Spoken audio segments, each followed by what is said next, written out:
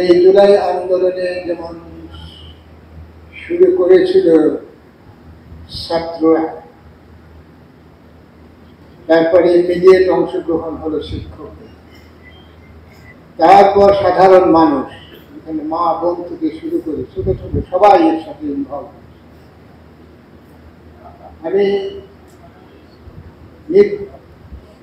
মিরপুর ডিওএইচএসে থাকি, আমি ওই সময় দেখেছি নামাজের সময়।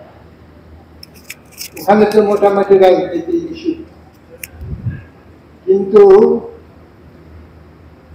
নামাজের পর, আসলে নামাজের পর আর রাস্তাঘাটে কোনো জায়গায় মা বোন ছোট ছেলে মেয়ে সবাই মাঠে নেমেছে।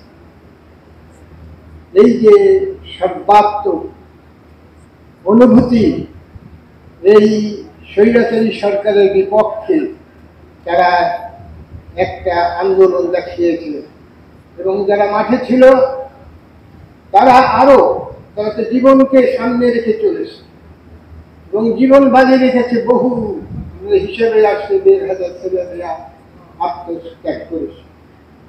এই ত্যাগের পর স্বৈর শাসক তার দলবল নিয়ে পালিয়েছে, কিন্তু আমরা দেখেছি এই জিনিসটি করতে ৩-৪ দিন সময় লেগেছে। তারপরে এসেছে ইউনূস সরকার। এখানে প্রশ্ন তুলেছে অনেকে, আসলে ইউনূস সরকারের আইনগত কোনো ভিত্তি নাই, সেটার জন্যই রেফারেন্ডাম দরকার। এরপরে সারা দেশের নেতৃমণ্ডলী, রাজনৈতিক নেতৃমণ্ডলী সবাই মিলে একটা সনদ তৈরি করেছে।